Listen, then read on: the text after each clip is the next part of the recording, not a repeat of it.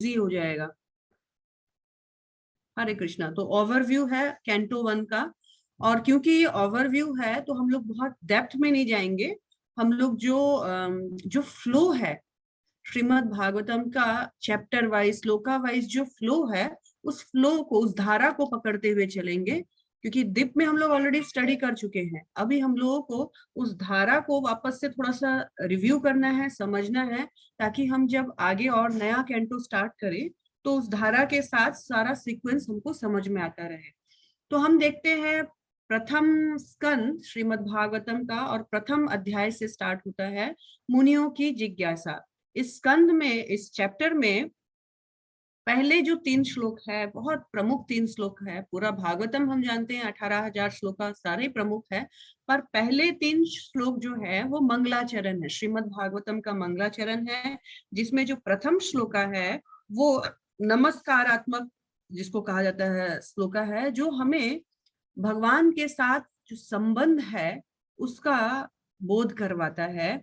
और ये जो प्रथम श्लोका है, ये प्रथम श्लोका भगवान श्री कृष्ण का वर्णन करता है, गुणगान करता है। तो क्या वर्णन करता है? ओम नमो भगवते वासुदेवाय, जन्मादस्य यतो अन्वयादितरतश्चार्थेषु अभिज्ञः स्वराट्, तेने ब्रह्म हृदयादि कवया मुह्यन्ति जतसूरया, तेजो वारि मृदां यथा विनिमयो यत्र त्रिसर्गो अमृषा, धाम्ना स्वेन सदा निरस्तकुहकं सत्यं परं धीमहि। ये प्रथम श्लोका है, जिसमें भगवान श्री कृष्ण के जो एक्चुअली भगवान श्री कृष्ण पूर्ण पुरुषोत्तम भगवान है। ये डेफिनेशन यहाँ पर हमको पता चलता है कि भगवान कौन है। तो भगवान श्री कृष्ण ही पूर्ण पुरुषोत्तम भगवान है। और इसमें जो श्लोका है, ये फर्स्ट 3 श्लोका को थोड़ा हम डिटेल में करेंगे, बाकी हम श्लोका डिटेल में नहीं जाएंगे। तो कहा गया है जन्माद्यस्य यतो अन्वयात्, भगवान श्री कृष्ण ही कौन है? तो सारे कारणों के कारण है, इस सृष्टि का पालन का और संहार आदि जितने भी कार्य हैं, सब भगवान ही इनके कारण है। अन्वयाद इतरतश्च अर्थेषु अभिज्ञ, और भगवान इस सृष्टि और सृष्टि के परे जितनी भी चीजें हैं सबके बारे में डायरेक्टली और इनडायरेक्टली जानते हैं, सब कुछ उनको पता है। और स्वराट, भगवान का तीसरा यहाँ पर जो बात बताया गया है भगवान के बारे में, वो है कि वो स्वराट है, फुल्ली इंडिपेंडेंट है, वो किसी पर डिपेंडेंट नहीं है, कंप्लीटली इंडिपेंडेंट है। तेने ब्रह्मा हृदय आदि कवया, इन्हीं भगवान ने प्रथम जीव ब्रह्मा जी के हृदय में क्या दिया है? तो वैदिक ज्ञान का, वैदिक ज्ञान भरा है, वैदिक ज्ञान दिया है। मुह्यन्ति जत सूरया, ऐसा ज्ञान जो कि बड़े बड़े ऋषि मुनि, बड़े बड़े देवतागण भी समझने में, या उसको, भगवान को समझने में, उस ज्ञान को समझने में भ्रमित रहते हैं, भ्रम के कारण समझ नहीं पाते हैं। किस प्रकार का भ्रम है? तेजो वारी मृदाम यथा, जिस तरह से कोई भ्रम के वजह से पानी में आग को और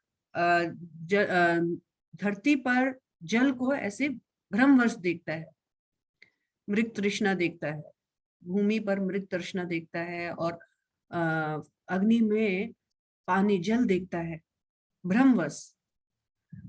विनिमयो यत्र त्रिसर्गो अमृषा, ऐसा क्यों देखता है? क्यों बड़े बड़े ऋषि मुनि देवतागण भगवान को समझ नहीं पाते हैं? क्यों वो भ्रम में रहते हैं? तो कहा जाता है क्योंकि उनके जो भगवान की जो 3 गुणों वाली जो शक्ति है, 3 गुण है, वो भगवान के कारण, ये वास्तव में ये जगत फैक्चुअल नहीं है, पर उनको उसको फैक्चुअल प्रतीत करवाता है। जो टेम्पररी है उसको परमानेंट का फील करवाता है। भगवान की 3 गुण जो है वो भगवान की शक्ति के कारण इस भौतिक जगत को परमानेंट और इस भौतिक जगत को एक्चुअल, वास्तविक मान बैठता है, भगवान के 3 गुणों के कारण। धामना स्वयं सदा निरस्त हुकम, और ये भगवान जो है सदैव अपने दिव्य धाम में विराजमान रहते हैं, और वह दिव्य धाम हमेशा ये जो 3 गुणों वाले जो भ्रामक शक्ति है इससे परे रहती है। ऐसे श्री भगवान को पर सत्यम परम धीमहि मैं प्रणाम करता हूँ। तो ये पहला मंगलाचरण है जिसमें कि व्यास देव यहाँ पर भगवान कौन है वो क्लियर करते हैं। पहला श्लोका भगवान कौन है, और दूसरा श्लोका ये भागवतम क्या है, भागवतम का महानता क्या है वो व्यक्त करता है, जिसको कि हम लोग जिसके बारे में हम जानते हैं कि ये अभिदय भगवान कृष्ण को कैसे समझा जा सकता है, इस संबंध को कैसे समझा जा सकता है, प्रोसेस क्या है, तो ये भागवतम प्रोसेस है। और इसी भागवतम में वास्तविक धर्म क्या है वो बताया गया है। तो हमने देखा था ये वस्तुआत्मक भाव प्रदान करता है इस श्लोका में। तो यहाँ पर कहा गया है इस भागवतम को समझने के बाद क्या होगा, तो भगवान श्री कृष्ण तत्क्षण हमारे हृदय में प्रवेश कर जाएंगे, विराज हो जाएंगे, और भगवान के प्रति जो शुद्ध प्रेम है वो हमारा जागृत हो जाएगा इस श्रीमद् भागवतम के पठन से। तो यहाँ पर बताया गया है इस श्लोका में, धर्म प्रयोजित केतव अत्र परमो निर्मत्सरणां सता वेदं वास्तमत्र वस्तु शिवदं तापत्रयो अन्मूलम् श्रीमद्भागवते महामुने कृते किं वा परिरीश्वर श्रद्धो हृदयावृते अत्र कीर्तिभिः शुश्रूभिस्तक्षणा। तो यहाँ पर ये श्लोका श्रीमद् भागवतम का गुणगान करता है। किस तरह से गुणगान करता है, तो कहा गया है अत्र, अत्र मतलब इस श्रीमद् भागवतम में क्या है, धर्म प्रयोजित केतव अत्र परमो, केतव धर्म को किक आउट किया गया है। केतव धर्म को, केतव धर्म मतलब होता है छल धर्म, छल धर्म को श्रीमद् भागवतम में कोई स्थान नहीं दिया गया है, किक आउट कर दिया गया है। और क्या किया गया है, परम धर्म बताया गया है श्रीमद् भागवतम में। और ये श्रीमद् भागवतम कौन समझ सकता है, तो निर्मत्सरणाम सताम, भगवान के वैसे शुद्ध भक्त जो निर्मत्सा से परे है, जो एनवियसनेस, किसी से ईर्ष्या नहीं करते हैं, वो इस श्रीमद् भागवतम के अंदर जो भी गुह्य गुण है, गुह्य रहस्य है, उनको समझ पाता है। वेदम वास्तव अत्र वस्तु, और ये वास्तव वस्तु कौन है, श्रीमद् भागवतम की वास्तव वस्तु श्री कृष्ण है। यहाँ श्री कृष्ण का गुणगान मिलेगा। शिवदम, और ये जन सामान्य के कल्याण के लिए है। जन इसको पढ़ने से जन सामान्य जो लोग हैं उनको, उनका शुभ होगा, उनका मंगल होगा, शिवदम होगा। त्राप त्रय उन्मूलम, और उनके जो 3 प्रकार के जो त्राप है वो समूल, मूल के साथ उखाड़ दिए जाएंगे, मूल के साथ विनष्ट हो जाएंगे। श्रीमद् भागवतम महामुनि कृते किं वा परेरीश्वरा, कहा गया है ये जो श्रीमद् भागवतम जो है ये महामुनि व्यासदेव के द्वारा लिखा गया है। और कब लिखा गया है, जब वो उनके मैच्योरिटी स्टेज में, जब वो अपने गुरु से मिल चुके थे, उनसे ज्ञान ले चुके थे, उसके बाद मैच्योरिटी स्टेज में उन्होंने इस श्रीमद् भागवतम का जो है उन्होंने लेखन किया। और इस ये जो श्रीमद् भागवतम है वो उस समय फुल्ली गॉड कॉन्शियस थे, फुल्ली कृष्ण भावनामृत थे, और फुल्ली कृष्ण भावनामृत में उन्होंने इस श्रीमद् भागवतम का लेखन किया। और फिर कहा गया है ईश्वर सॉरी किम वा परेरीश्वर, तो कहा गया है फिर क्या जरूरत है कोई और अन्य ग्रंथ की, ये अपने आप में पूर्ण है, क्योंकि पूर्ण मैच्योरिटी स्टेज में, पूर्ण गॉड रियलाइजेशन में इसे व्यासदेव ने, व्यासदेव भी कौन है, महामुनि, उन्होंने कृत किया इसका। तो और अन्य ग्रंथ की भला क्या दरकार पड़ सकती है। ईश्वर शब्दो हृदय अवरुद्धते, इस ग्रंथ को पढ़ने के साथ साथ ईश्वर शब्दो हृदय, हमारे हृदय में तुरंत सद्दो एकदम इमीडिएटली भगवान आकर विराजमान हो जाएंगे।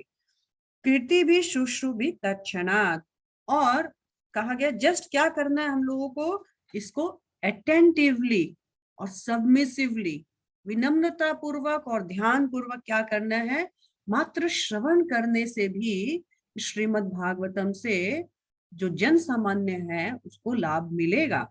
हमको कैसे पढ़ना है श्रीमद् भागवतम वो भी बताया गया है। और तीसरा नंबर जो श्लोक है वो बताया गया है, निगम कल्पतरो गलितम फलम सुख मुखादमृत द्रव्य संयुतम पिबत भागवतम रसमालयम मुहुरहो रसिका भुवि भावुका।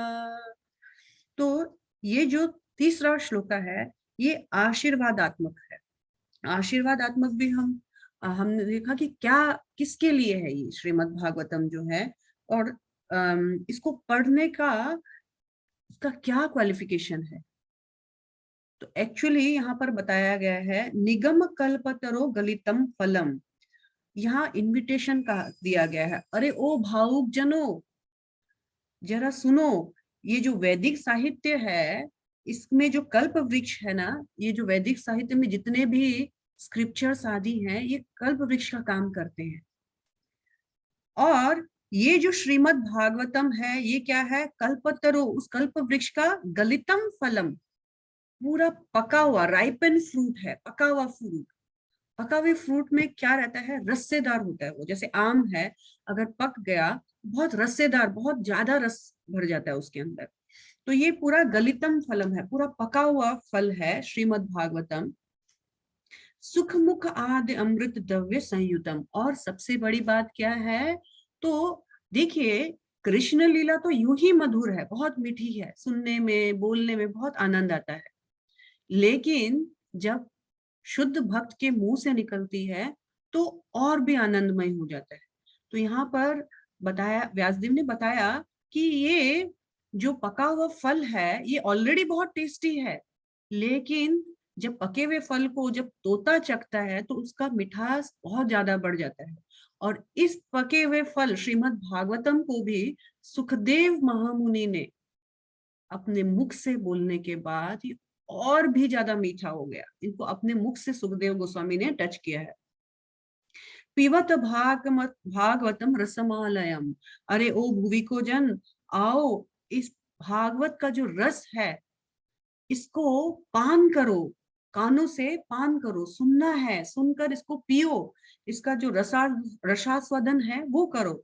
मुहुरो रसिक भुवि भाव का, ये सबके लिए है, जो नए लोग हैं उनके लिए भी, और रसिक जन जो है भगवान के जो शुद्ध भक्त है उनके लिए है। सब कोई आइए और इसको पिए, इसका रस आस्वादन कीजिए।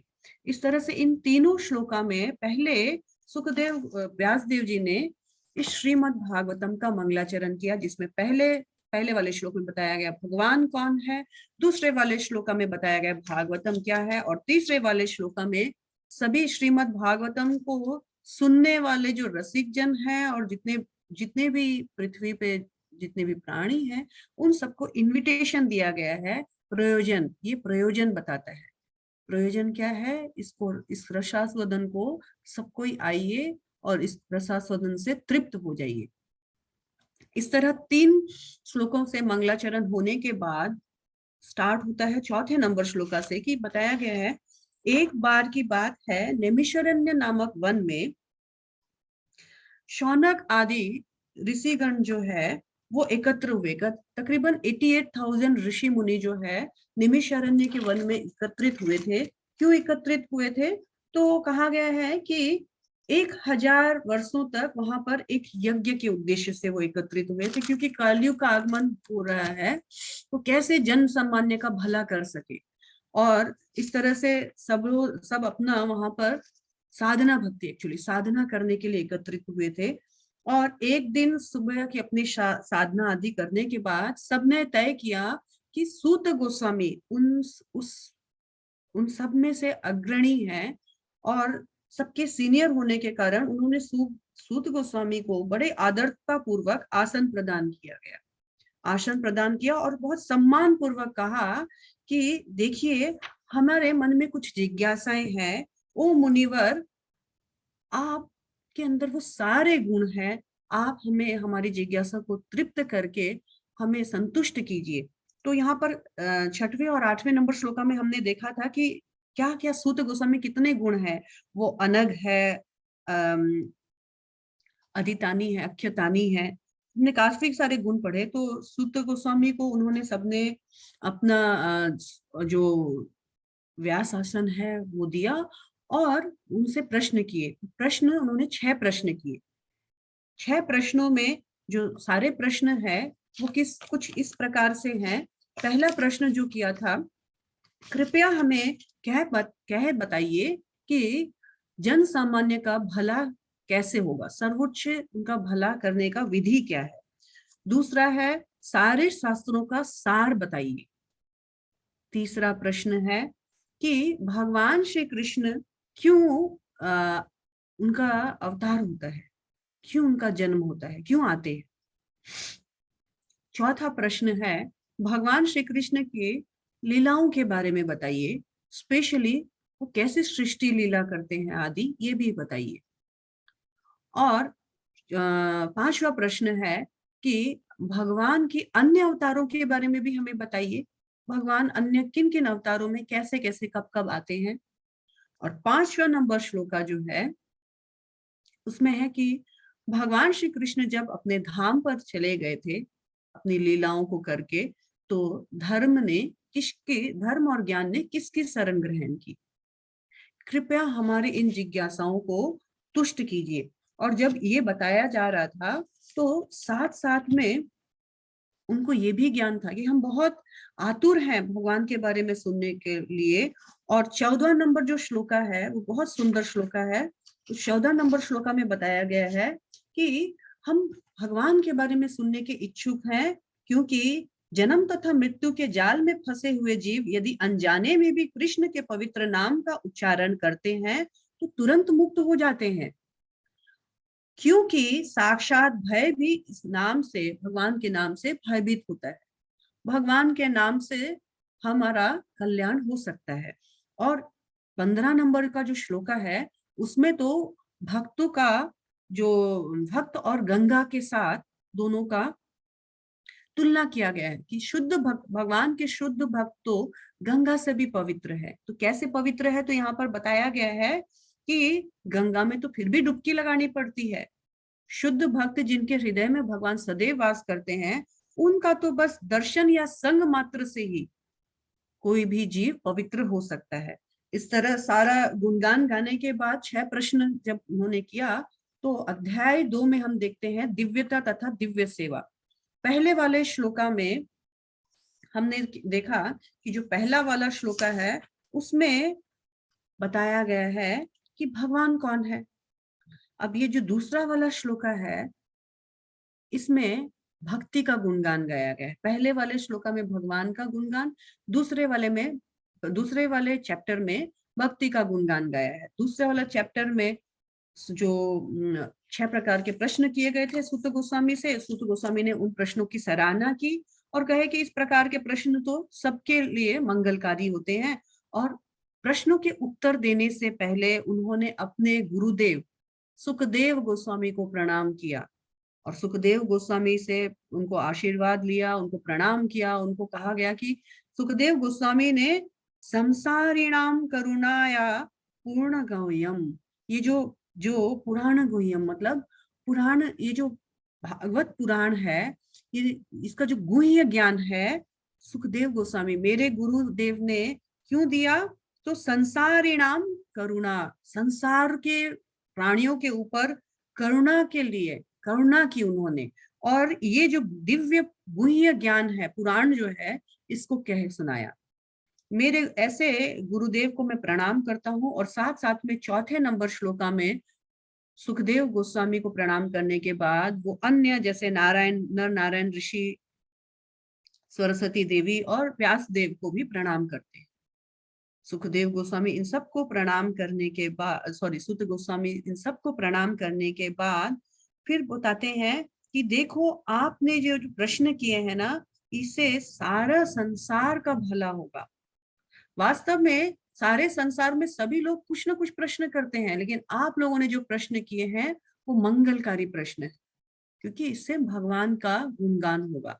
तो आपका जो पहला प्रश्न था कि सारे जन सामान्य का कल्याण कैसे होगा, तो 6वां नंबर श्लोका कहा सहवे पुंसा परो धर्मा यथो भक्ति अधोक्षजे, भगवान अधोक्षज, भगवान श्री कृष्ण की भक्ति करने से ही सारे पुंसाम, सारे जीवों का क्या होगा, कल्याण होगा। यही परम धर्म है सारे जीवों का। और कैसी भक्ति, अहेतु की अप्रिता, अहेतु की अप्रतिहता मतलब बिना किसी कारण के और बिना किसी रोक के, बिना किसी सिचुएशंस के प्रोवोक के हमको क्या करना है, भगवान अधोक्षज की भक्ति करना है। यही सभी जीवों का परम धर्म है। इस श्लोका में उन्होंने भक्ति को एस्टेब्लिश किया। और फिर कहा ययात्मा सुप्रसिद्धि, तभी हमारी आत्मा वास्तविक में शांत और प्रसन्न रह पाएगी। और 7वें नंबर श्लोका में इसी से रिलेटेड फिर उन्होंने कहा कि वासुदेव भगवती भक्ति योग प्रयोजिता जनयत्यसु वैराग्यम ज्ञानम च यद अहेतुकम, भगवान की भक्ति करने से ही वास्तविक में जो लोगों को भगवान का विषय, भगवान और भगवान संबंधी ज्ञान जो है वो हो पाएगा, और उस ज्ञान के माध्यम से वो इस भौतिक जगत से विरक्त हो पाएंगे। तो भगवान की भक्ति जैसे ही कोई करता है तो भगवान की कृपा तुरंत उनके ऊपर होती है, और इस संसार के प्रति वैराग्य और भगवान के प्रति राग उत्पन्न होने लगता है। और फिर आगे सूत गोस्वामी बता रहे हैं कि देखो भक्ति ही एक्चुअली, जो सभी जीवों का भक्ति ही एक्चुअली एकमात्र औषधि है सभी जीवों को यहाँ से परित्राण करने के लिए। तो 8वें नंबर श्लोका में बताया गया धर्म स्वानिष्ठता पुंसम विश्वक्षेण कथा सुया ना उत्पादे यदि रतिम श्रम वही केवलम। सारे जीवों का एक्चुअली जो धर्म है वो क्या है, विवक्षेण कथा सुया, भगवान श्री कृष्ण की कथाओं में यदि रुचि उत्पन्न हो जाए, यही सबसे बड़ा वरदान है मनुष्य जीवन में। अगर इतना कुछ करने के बाद यदि हमारे कानों में या हमारे हृदय में भगवान की कथा के प्रति रुचि नहीं आती है, तो हमारा इस जीवन में जो भी एक्टिविटीज हमने किया वो श्रम एवं ही केवलम बन के रह जाएगा। यही नहीं, उन्होंने आगे कहा कि लोगों को भगवान की जिज्ञासा करनी चाहिए। तो अभी कौन है भगवान, जिज्ञासा कैसे करें, तो कहा गया है कि देखिए लोग 3 प्रकार से, एक ही भगवान जो है उनको 3 प्रकार से समझ पाते हैं। तो क्या था, 11वां नंबर श्लोक का ब्रह्मेति भगवान, ब्रह्मेति परमात्मेति भगवान इति सत्यते। कोई तो इसी भगवान को ब्रह्म ज्योति समझ बैठता है, कोई इसी भगवान को परमात्मा तक समझ बैठता है, और कोई इनको साक्षात भगवान के रूप में भजता है। लेकिन मनुष्य का तो काम है भगवान का भक्ति करना डायरेक्ट। और इस तरह से उन्होंने बताने के बाद 13वां नंबर श्लोका में बताया कि सारे वर्णाश्रम का, एक्चुअली वर्णाश्रम का मेन पर्पस क्या है, वर्णाश्रम का ध्येय क्या होना चाहिए। तो कहा गया है अतः पुंबी द्विज श्रेष्ठा वर्णाश्रम विभागश स्वानुष्ठस्तस्य धर्मस्य संसिद्धि हरितोषणम। हम सभी का एक ही एम होना चाहिए, क्या है, तो हमारा परफेक्शन तभी होगा इस जीवन का, संसिद्धि हरितोषणम, जब हमारे एक्टिविटीज से, हमारे कार्यों से हरितोषण होंगे, हरि संतुष्ट होंगे। और हम सभी का, सभी वर्ण और सभी आश्रम का यही मेन कार्य है, भगवान श्री कृष्ण को कैसे संतुष्ट करें। इतना कुछ कहने के बाद फिर उन्होंने फिर कंक्लूजन यही दिया कि हमको क्या करना चाहिए। 14 नंबर श्लोका में है तस्मादेकेन मनसा भगवान सात्वताम पति श्रोतव्य कीर्तव्यश्च ध्येय पूज्यश्च नित्यदा। सदैव से, हमें सदैव सदैव क्या करना चाहिए, तो भगवान श्री कृष्ण का श्रवण, कीर्तन, पूजन आदि करना चाहिए। अतः मनुष्य को एकाग्र चित्त होकर उन भगवान के विषय में निरंतर श्रवण, गुणगान, स्मरण, पूजन करना चाहिए, जो कौन है, सात्वताम पतिम, भक्तों के रक्षक। यहाँ पर फुल्ली उन्होंने भक्ति को एस्टेब्लिश किया। और फिर 16 से 22 नंबर श्लोका में भक्ति के जो विभिन्न प्रोसेस है, श्रद्धा से लेकर प्रेम तक कैसे जीव पहुंचता है। तो विश्वनाथ चक्रवर्ती ठाकुर ने कहा महत सेवा से स्टार्ट होता है, और हम जनरली हम लोग जानते ही हैं कि श्रद्धा से स्टार्ट होता है, श्रद्धा से लेकर के 9 स्टेज है, अदो श्रद्धा, तो साधु संग, भजन, क्रिया, अनर्थ निवृत्ति, ये सारा हमने देखा। और इस तरह से हमारा भक्ति जब हम लोग करते हैं तो हमारा भक्ति का पोषण होता है, हम प्रेम के स्टेज तक आ पाते हैं। लेकिन फिर एक बात आता है कि सभी जानते हैं तो सब भक्ति क्यों नहीं करते हैं, भक्ति क्यों नहीं कर पाते हैं? तो कहा गया है कि अन्य लोगों का भी तो भक्ति कर सकते हैं, पितरों का, देवी देवताओं का। उसके लिए फिर क्या बताया? नहीं, सिर्फ कृष्ण का ही भक्ति करना है। तो क्यों भक्ति करना है? क्योंकि जैसे समस्त गुण अवतार में विष्णु सर्वश्रेष्ठ है, और विष्णु जो है वो सतोगुण को रिप्रेजेंट करते हैं, और कोई सतोगुण में आके ही भक्ति कर सकता है। बाकी शिव जी तमोगुण को और ब्रह्मा जी रजोगुण को उत्पन्न करते हैं, रजो और तमोगुण में भक्ति नहीं की जा सकती है। और साथ साथ में उन्होंने ये भी कहा कि 26 और 27 नंबर श्लोका में बताया कि देखो, जो देवी देवताओं की पूजा करते हैं वो भी वर्जित है, देवी देवताओं के पूजक भी भक्ति नहीं करते हैं, भक्ति तो केवल हरि की होती है।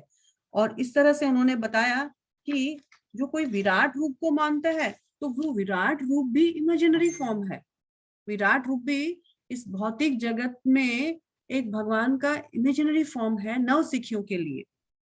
और सारे शास्त्रों का निचोड़ क्या है? तो सारे शास्त्रों का निचोड़ जो है 28 और 29 नंबर श्लोका बहुत इंपॉर्टेंट है। 28 और 29 नंबर श्लोका में क्या बताया गया है? वासुदेव परा वेदा, वासुदेव परा मखा, वासुदेव परा योगा, वासुदेव परा क्रिया, वासुदेव परम ज्ञानम, वासुदेव परम तप, वासुदेव परो धर्मा, वासुदेव परागति। सारे शास्त्रों का निचोड़ यही है। क्या निचोड़ है? तो वासुदेव परा वेदा, सारे सारे वेदों में अल्टीमेटली वासुदेव ही परम है, निचोड़ के रूप में बताया गया है। वासुदेव परामखा, और जितने भी प्रकार के यज्ञ है वो सारे यज्ञ भगवान वासुदेव को संतुष्ट करने के लिए, प्रसन्न करने के लिए है। वासुदेव परा योगा, जितने भी योग क्रियाएं आदि हैं वो सब भगवान श्री कृष्ण को समझने के लिए, रियलाइज करने के लिए है। वासुदेव परा क्रिया, और जितने भी हम क्रिया करते हैं, सकाम कार्य, निष्काम कार्य, या जो भी कार्य करते हैं वो सारे भगवान श्री कृष्ण को समर्पित करने के लिए है। वासुदेवम परम ज्ञानम, इस संसार में अगर कोई पूर्ण ज्ञान जिसको समझने के बाद कुछ समझना नहीं है तो वो भी बताते हैं वासुदेव ही है। वासुदेव परम तपा, सारी तपस्याएं भगवान श्री कृष्ण को जानने और समझने के लिए, प्रसन्न करने के लिए होनी चाहिए। वासुदेव परो धर्मा, और धर्म भी, परम धर्म वही है जो हमें भगवान श्री कृष्ण से प्रेम करना सिखाए। वासुदेव परागति, और मनुष्य का परम गति, लक्ष्य या परम ध्येय क्या होना चाहिए? कैसे भगवान श्री कृष्ण को पाया जाए, यही जीवन का चरम लक्ष्य होना चाहिए। इतना बोलने के बाद ये फिर तीसरा जो प्रश्न था कि भगवान श्री कृष्ण क्यों अब अवतार लेते हैं? तो क्या था उसका? भगवान श्री कृष्ण अवतार लेते हैं ताकि, इसका उत्तर ये है कि वो टू रिक्लेम द सोल्स, जो जो उनके जो भक्त है, डिवोटी सोल्स जो भक्त हैं, उनको इस संसार से वापस से ले जाने के लिए भगवान आते हैं। और इसी बीच में कई लीलाएं होती है, इसी में सुर असुर मर जाते हैं, अन्य सारी लीलाएं होती है।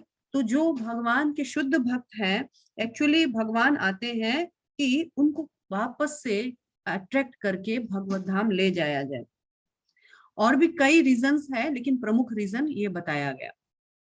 इसके बाद फिर प्रश्न उठा कि पुरुष अवतार के, मुझे भगवान के बारे में बताइए, भगवान के लीलाओं के बारे में, और स्पेशली उनके जो पुरुष अवतार है, सृष्टि लीला है, उसके बारे में बताइए। तो सृष्टि लीला के बारे में बताने के लिए अब सूत गोस्वामी बता रहे हैं कि देखो किस तरह से कारणोदक्षाय विष्णु के रोम छिद्रों से असंख्य ब्रह्मांड उत्पन्न होते हैं। उन असंख्य ब्रह्मांड में फिर भगवान स्वयं गर्भोदक्षाय विष्णु के रूप में प्रवेश होते हैं और उनके कमल लाल से ब्रह्मा जी उत्पन्न होते हैं और उस कमल लाल में 14 भुवन होते हैं। और किस तरह से फिर सारे जन सामान्य का जितने भी लिविंग एंटाइटीज है उनका सृष्टि होता है और कैसे परमात्मा सबके अंदर प्रवेश करते हैं, सभी जीवों के अंदर। और इस तरह से पुरुष अवतार का सूक्ष्म रूप से वर्णन करने के बाद श्लोका नंबर 6 से 27 तक, हम चैप्टर नंबर 3 में आ गए हैं। 6 से 27 में चैप्टर नंबर 3 का नाम था Krishna is the source of all incarnations, मतलब समस्त अवतारों के उत्स। उत्स मतलब सारे अवतार जो है भगवान श्री कृष्ण से आए, समस्त अवतारों के उत्स श्री कृष्ण। और इंग्लिश में है Krishna is the source of all incarnation.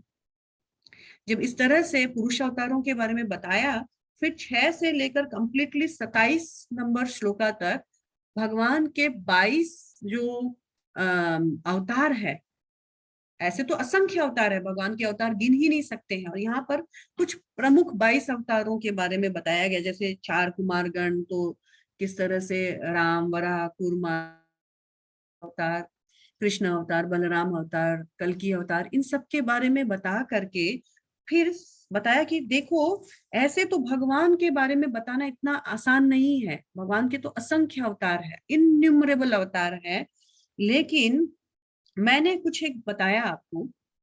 लेकिन मैं एक बात आपको बता देता हूँ, ये जो 28वां नंबर श्लोक है चैप्टर नंबर 3 का, ये बहुत इंपॉर्टेंट है और इसको परिभाष सूत्र, भागवतम का परिभाष सूत्र कहा गया है। परिभाष सूत्र मतलब पूरा भागवतम जो है इसी सूत्र को एक्सप्लेन कर रहा है। तो 28वां नंबर श्लोक क्या है, इते चांस कला पुंस कृष्णस्तु भगवान स्वयं इंद्रियारि व्याकुलम लोकम मृणयन्ति युगे युगे। तो एक डाउट हो सकता है ना, इतना अवतार का क्या दरकार था? तो बताया गया है इते चांस कला पुंसा, एक्चुअली ये जितने भी अवतार आदि बताए गए हैं ये क्या है, भगवान के कला अवतार है या अंश अवतार है। लेकिन मैं आपको क्लियर कर दूं, सुत गोस्वामी बता रहे हैं, मैं आपको क्लियर कर दूं कि कृष्णस्तु भगवान स्वयं, भगवान अगर बोला जाए तो कृष्ण साक्षात भगवान श्री कृष्ण ही भगवान है। और ये बाकी सब क्या है, तो बाकी सब क्या है, चांस कला पुंसम, अंश है या अंशों के अंश है। कृष्ण ही भगवान है, साक्षात श्री कृष्ण ही स्वयं भगवान है और बाकी सारे अवतार इनसे आए, इनके अंश अवतार है या अंशांश अवतार है, कला अवतार है।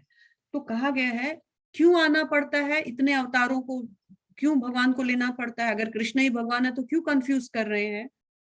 इंद्रियारि व्याकुलम लोकम, इंद्र के जो अरि हैं, शत्रु हैं, असुरगण, वो बीच बीच में आकर के व्याकुल करते हैं देवताओं को, भक्तों को। तो मृडयंती युगे युगे, उनको सुरक्षा प्रदान करने के लिए एक्चुअली भगवान हर युग में अलग अलग रूप धारण करके उस समय का प्रयोजन के हिसाब से भेष धरते हैं।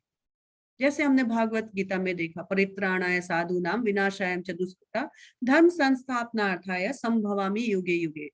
और क्यों आते हैं भगवान, तो यदा यदा ही धर्मस्य, जब जब धर्म की ग्लानि होती है और अधर्म का बोलबाला होता है, तब तब भगवान अलग अलग यूनिफॉर्म में, अलग अलग ड्रेस में, टाइम प्लेस एंड सर्कमस्टेंसेस के हिसाब से आते हैं। लेकिन ये सब अवतार है भगवान के, साक्षात भगवान श्री कृष्ण ही भगवान है। इतना कुछ एस्टेब्लिश करने के बाद अभी यहाँ पर हम देखते हैं कि आगे विराट रूप के बारे में सूक्ष्म रूप में बताया कि देखिए इतना सारा मैंने अवतारों के बारे में आपको बताया, लेकिन मैं एक चीज क्लियर कर दूं कि ये विराट रूप किसी भी अवतार में गिनती में नहीं आता है।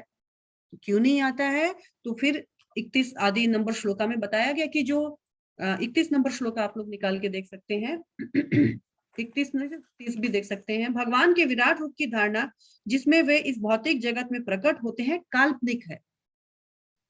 यह तो अल्पज्ञों या नए लोगों के लिए, नव दीक्षितों को भगवान के रूप की कल्पना में समंजन कराने के लिए है, लेकिन वस्तुतः भगवान का कोई भौतिक रूप नहीं होता है। ये तो जस्ट जिद करने लग गए कि भगवान को अभी देखना है, अभी समझाओ, तो इस भौतिक जगत के साथ तुलना करके समझाया जाता है। जबकि बोलते हैं ये ठीक वैसे ही है जैसे कि कोई बादलों को ही आकाश समझ बैठता है, या जैसे कोई धूल को तूफान आंधी समझ बैठता है। धूल उड़ रही है तो बोल रहा वो देखो आंधी हो रही है, मतलब ऐसा तो नहीं है। ऐसे ही भगवान को बस विराट रूप को ऐसे ही काल्पनिक रूप में समझ लिया, और इसके बाद 35वें नंबर श्लोका से उन्होंने भगवान के बारे में बताना प्रारंभ किया। और अब 40 से 44 नंबर श्लोका तक श्रीमद् भागवतम को एस्टेब्लिश किया। तो फर्स्ट चैप्टर में श्री भगवान के बारे में उन्होंने भगवान को एस्टेब्लिश किया, सेकेंड चैप्टर में भक्ति को एस्टेब्लिश किया, और थर्ड चैप्टर में अभी भागवतम को एस्टेब्लिश कर रहे हैं। भगवान, भक्ति, भागवतम तीनों को फर्स्ट 3 चैप्टर्स में ही एस्टेब्लिश कर दिया गया है। तो 40वें नंबर श्लोका में क्या बताया गया है? पहले 39 नंबर श्लोका निकालिएगा। 39 नंबर श्लोका में गुणगान गाया गया है इस भागवतम का।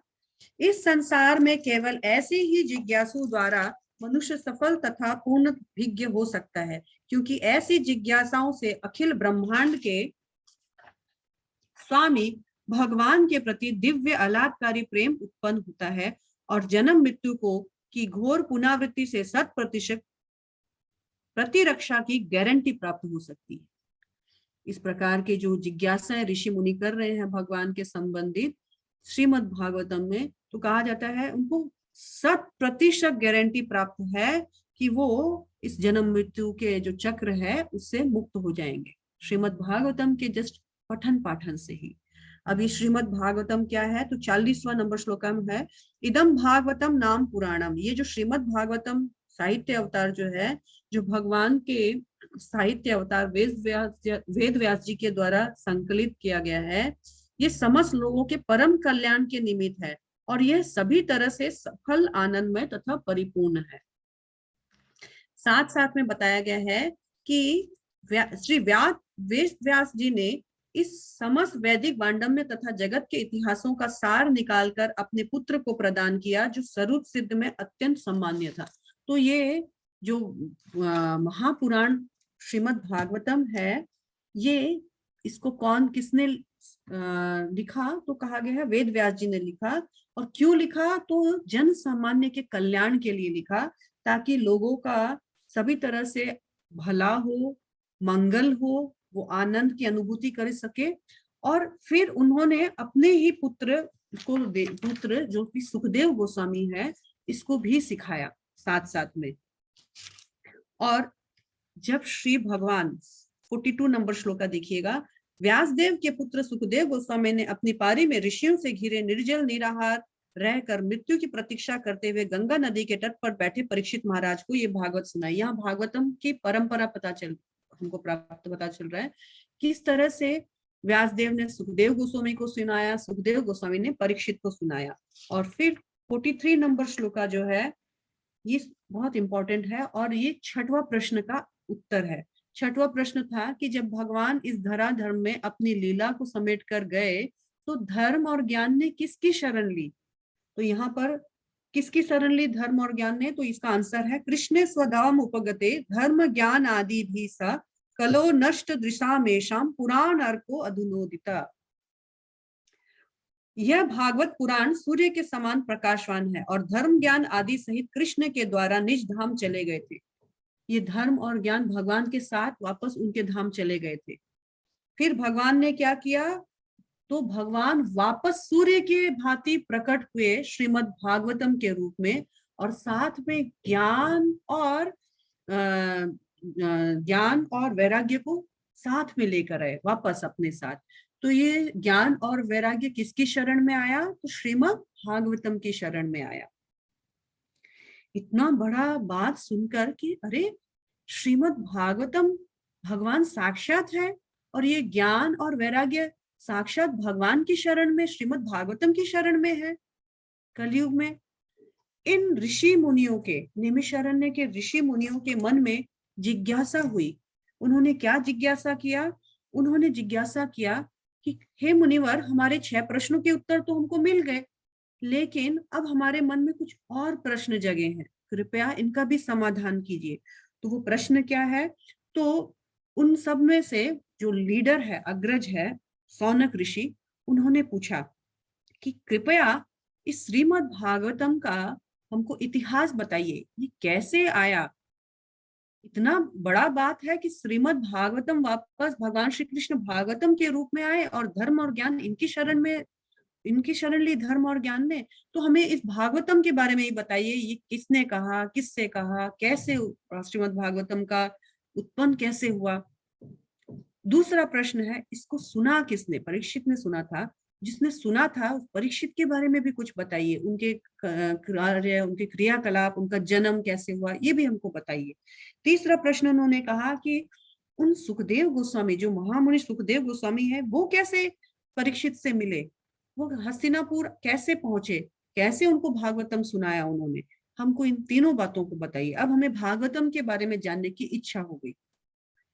तो इन तीन प्रश्नों के साथ उन्होंने सूत गोस्वामी को बोला, अब हमारी इन जिज्ञासाओं को तुष्ट कीजिए। और फिर यहाँ से स्टार्ट होता है श्रीमद् भागवतम का हिस्ट्री। पहले वो सुखदेव गोस्वामी, सूत गोस्वामी जो है, पहले नैमिषारण्य के जो ऋषि मुनि हैं, 88,000 ऋषि मुनि, उनको ये बताते हैं श्रीमद् भागवतम का हिस्ट्री, कैसे श्रीमद् भागवतम आया। तो बताते हैं कि एक बार का बात है, व्यास देव जो है, आप लोग 14 नंबर श्लोका देख सकते हैं, फोर्थ चैप्टर का। तो एक बार का बात है कि जब द्वापर युग और द्वापर युग खत्म स्टार्ट होने वाला था और त्रेता युग खत्म होने वाला था, उस वक्त वसु की पुत्री सत्यवती के गर्भ से पराशर द्वारा एक योगी व्यासदेव ने जन्म लिया। व्यासदेव का जन्म हुआ किस तरह से, और फिर क्या हुआ, तो व्यासदेव जब बड़े हुए तो एक बार सूर्योदय होने के साथ साथ व्यासदेव ने सरस्वती नदी के जल पर अपना सुबह का जो साधना भक्ति है वो किया, और एकाग्रचित्त होकर वहां पर ध्यान में बैठ गए। उन्होंने ध्यान में ही क्या देखा, तो उन्होंने ध्यान में देखा कि कलयुग में बहुत उथल पुथल होने वाली है, कलयुग में लोगों का हालत बहुत खराब होने वाला है, और कलयुग में कुछ भी सही रूप से नहीं चलेगा। तो क्या देखा कलयुग का उन्होंने सिम्टम्स, 17 और 18 नंबर में कलयुग का सिम्टम्स बताया गया है कि कलयुग के लोग जो है उनकी शक्ति कम हो जाएगी, शक्ति उनका ह्रास हो जाएगा, खत्म हो जाएगा, बल नहीं रहेगा ज्यादा। और क्या रहेगा, तो अश्रद्धा, उनकी श्रद्धा नहीं रहेगी, और वो कलयुग के लोग बहुत इम्पेशेंट रहेंगे, धैर्य नहीं रहेगा, बिल्कुल अभी चाहिए सब कुछ, अभी करना है। और तो और कलयुग के लोग जो है दुर्मेधाम, उनकी जो इंटेलिजेंसी है वो भी चली जाएगी, इंटेलिजेंसी भी जीरो हो जाएगी, और उनकी आयु भी कम हो जाएगी, और साथ साथ में वो बहुत अनलकी, सौभाग्यशाली नहीं रहेंगे कलयुग के लोग, उनका लक बहुत कम फेवरेबल रहेगा उनके लिए। अरे कलयुग में ये दुर्दशा होने वाली है लोगों की, कैसे मैं भला कर सकता हूँ। तो उन्होंने सोचा कि यहाँ पर देखिएगा, उन्होंने देखा कि वेद वर्णित यज्ञ में वे साधन है जिससे लोगों की वृत्तियों को शुद्ध बनाया जा सकता है। उन्होंने देखा, अरे वेदों में सारा समाधान है, तो इन वेदों को ही जब मैं लोगों को दे दूंगा तो वेद पढ़कर लोग अपना कल्याण कर सकेंगे। तो क्या किया जाए, तो ये वेद प्रस्तुत किया जाए। अब उन्होंने देखा, एक पहले सिर्फ एक वेद था, यजुर्वेद, इतना हाई वॉल्यूम। जब ब्रह्मा जी ने अपने 4 मुखों से जब वेद का उच्चारण किया था भगवान से प्राप्त करने के बाद, तो एक हाई वॉल्यूम सारा जो है मिक्स मैच हो गया और हाई वॉल्यूम हो गया। तो वो जो एक यजुर्वेद है, उन्होंने सोचा व्यासदेव जी ने, इतना तो पढ़ेंगे नहीं लोग, घबरा जाएंगे, तो उन्होंने क्या किया, एक को 4 में बांटा। तो जो पहले यजुर्वेद था उसको फिर ऋग और सामवेद और अथर्ववेद, इस तरह से 4 में बांटा, और इनके 4 अलग अलग नायकों को इसको सौंप दिया कि अब आप इसको इसको अपने अपने शिष्यों को पढ़ाइए, समझाइए, और इसको और आगे इसको वितरण कीजिए। लेकिन फिर ये जो परम दयालु व्यासदेव है, इन्होंने सोचा ये इतना हाई लेवल का बात वेदों में बताया गया है, तो क्या करना होगा, ये स्त्रियां और ये शूद्र वैश्य है, ये सब कैसे पढ़ पाएंगे, इनको ये तो समझ नहीं पाएंगे। तो उन्होंने स्पेशली ये स्त्रियां, शूद्र, वैश्य आदियों के लिए क्या बनाया, तो उन्होंने एक और पंचम वेद का उन्होंने लेखन किया, जिसमें हमारा हमारा महापुराण जो महाभारत और रामायण आदि जो है वो आता है। तो इसका जब उन्होंने उल्लेख किया, फिर भी शांति नहीं है। इसी का पाठ गीता है।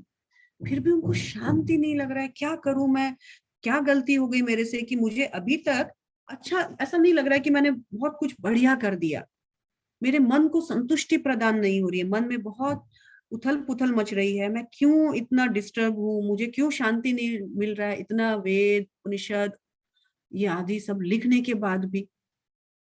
तो उन्होंने देखा कि क्या हो सकता है। शायद 31वें नंबर श्लोका में देखिएगा, शायद मैंने भगवान का सही रूप से गुणगान नहीं किया क्या, इसलिए शायद मैं उतना तृप्त नहीं हूं।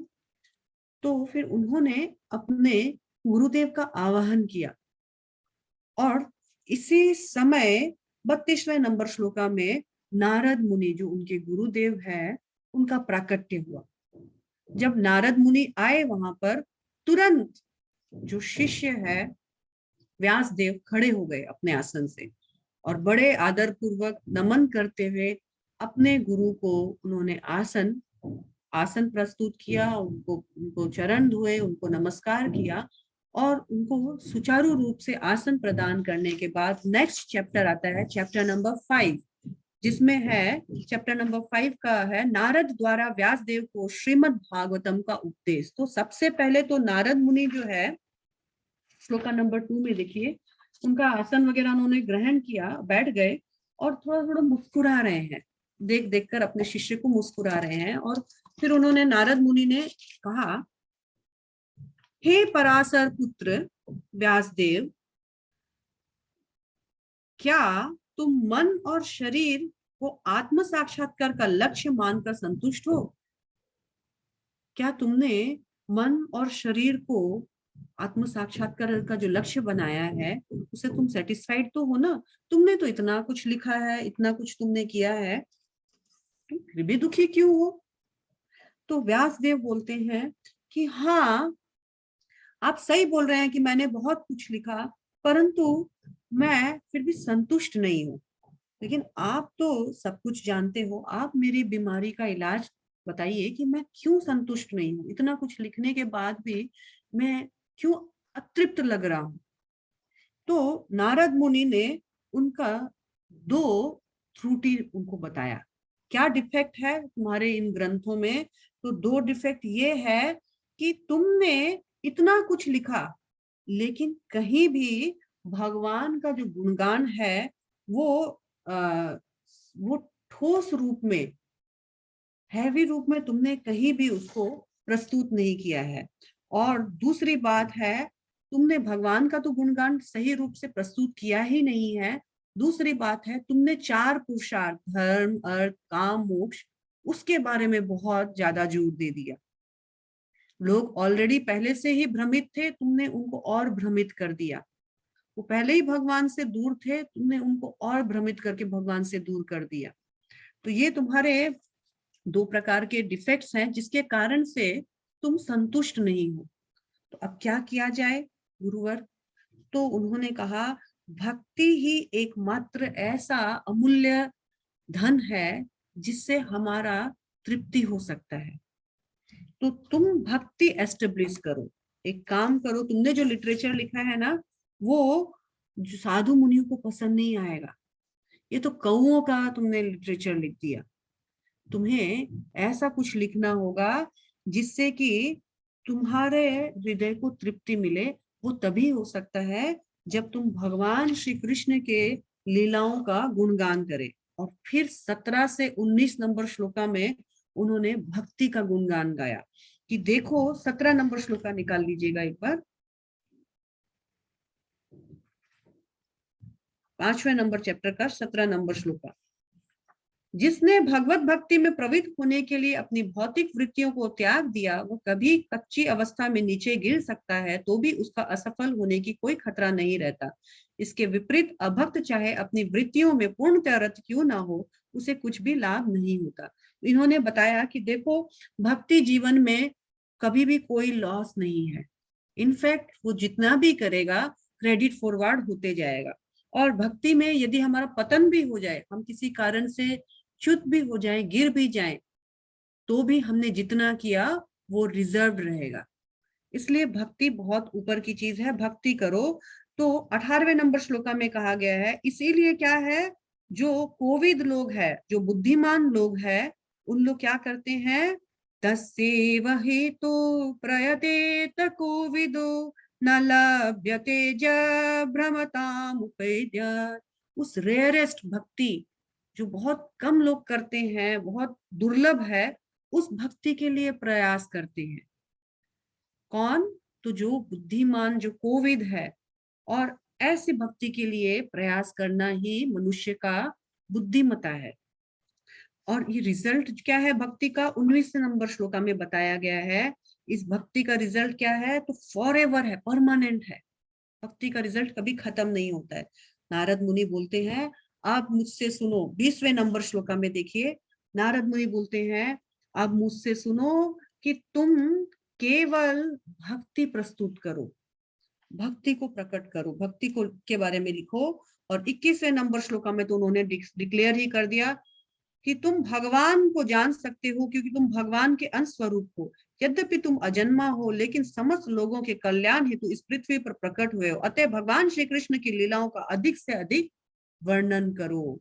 और श्रीमद् भागवतम का उन्होंने उनको कृत करने के लिए उनको बोल दिया। तो सिर्फ और सिर्फ भक्ति के द्वारा ही मनुष्य अपना परम कल्याण कर सकता है। और ये भक्ति कैसे मिलेगी, तो नारद मुनि ने अपने एग्जाम्पल से बताया कि ये जो भक्ति है, ये सिर्फ शुद्ध भक्तों के संग से मिलेगी। लव मात्र साधु संग सर्व सिद्धि होए। ये भक्ति सिर्फ शुद्ध भक्तों के संग से मिलेगी, जैसे मुझे भी मिली थी। अभी एग्जाम्पल नारद मुनि खुद का दे रहे हैं, खुद का एग्जाम्पल दे रहे हैं। 23 नंबर श्लोका से देखिएगा। अब वो अपने पूर्व 5वें अध्याय के 23वें नंबर श्लोका से वो अपने पूर्व जन्म की बातें को बता रहे हैं कि देखो, इससे नारद मुनि के रूप में जन्म लेने से पहले, इससे पहले मैं क्या था, तो इससे पहले मैं गंधर्व था। गंधर्व कौन होते हैं, तो जो स्वर्ग आदि में जो बहुत सुंदर गायक होते हैं, सिंगर्स। तो एक बार मुझे सभा में गाने के लिए बोला गया, भगवान का गुणगान करने के लिए बोला गया, लेकिन मैं इतना सुंदर था और मैं हमेशा सुंदर स्त्रियों के प्रति बहुत आकर्षित रहता था। तो मैं उनकी तरफ देख देख कर उनको इम्प्रेस करने के लिए मैं भगवान का गुणगान नहीं करके सौंदर्यता का और इधर उधर का गुणगान करने लग गया। इस कारण मुझसे रुष्ट होकर के प्रजापतियों ने मुझे शूद्र बनने का श्राप दे दिया कि तुम जाओ और शूद्र के रूप में जन्म लो। और फिर मुझे पृथ्वी पर एक शूद्राणी के पुत्र के रूप में जन्म लेना पड़ा। शूद्राणी मतलब मेरी माता जो है एक मेड सर्वेंट थी, और मैं एक मेड सर्वेंट का छोटा सा पुत्र था, 5 वर्ष की आयु थी मेरी। तो मेरी माँ जहाँ काम करती थी मुझे भी ले जाया करती थी। तो एक बार चतुर्मास में, जहाँ मेरी एक माँ काम करती थी, उस विद्यालय में 4 महीने संत महात्मा वेदांती लोग आए थे वहां पर वास करने के लिए। और जब वो वेदांती लोग आए तो मेरी माँ मुझे भी ले जाती थी। मेरी माँ दिन भर काम करती रहती थी, मैं उन ऋषि मुनियों से सुनता रहता था, सीखता रहता था। वो प्यार से अपना जूठन मुझे खिलाते थे। और इस तरह से मुझ पर सताम कृपा हो गई। सताम कृपा के बारे में 24वां नंबर जो श्लोका है वो बता रहा है, यद्यपि वे स्वभाव से निष्पक्ष थे, किंतु उन वेदांतवादियों ने मुझ पर अहेतु की कृपा की। और इसके कारण क्या हुआ, तो मेरे अंदर भक्ति जग गई। और फिर उन्होंने एक एक करके वही जो हम बात कर रहे थे दूसरे अध्याय में, श्रद्धा से लेकर प्रेम तक, कैसे श्रद्धा से लेकर प्रेम तक नारद मुनि उन साधु संघ के माध्यम से आए, उन्होंने बताया। और फिर उन्होंने कहा कि इस तरह से साधु मुनियों ने मुझे दीक्षा प्रदान की। और फिर जब समय आया तो वो लोग भी वहां से चले गए, चतुर्मास खत्म हो गया और वो चले गए। और फिर चले गए तो क्या हुआ, तो मैं भी उन्होंने जो बताया था उस तरह से मैं भी उनके मंत्र के अनुसार मैं भगवान पर ध्यान करने लग गया। और फिर भगवान के मुझ पर धीरे धीरे कृपा हुई, मुझे वो दिव्य ज्ञान आदि समझ में आने लग गया और मैं अष्ट सिद्धियों को प्राप्त हो गया। और धीरे धीरे मुझे भगवान के प्रति प्रेम भी विकास जो है वो होने लग गया। फिर अब इन ऋषि मुनियों के मन में प्रश्न आया, अच्छा वो साधु मुनि चले गए, तो अभी आप हमको थोड़ा सा बताइए कि उसके बाद आप क्या किए जब साधु मुनि वहां से चले गए, और आपने दीक्षा के बाद अपना जीवन कैसे व्यतीत किया। और एक बात बताइए कि आप तो पहले अभी दासी पुत्र की अपनी कथा जो बता रहे हैं, आपको ये पहले के ऐसी बातें सब कैसे याद रही, क्योंकि काल के प्रभाव से तो सारी बातें भूल जाते हैं हम, हमें अपना पिछला जन्म याद नहीं रहता। आपको भला कैसे अपना पिछला जन्म रह गया याद, ये मुझे बताइए। तो क्या बताया उन्होंने, नारद मुनि ने बताया कि देखो जब वो साधु मुनि जब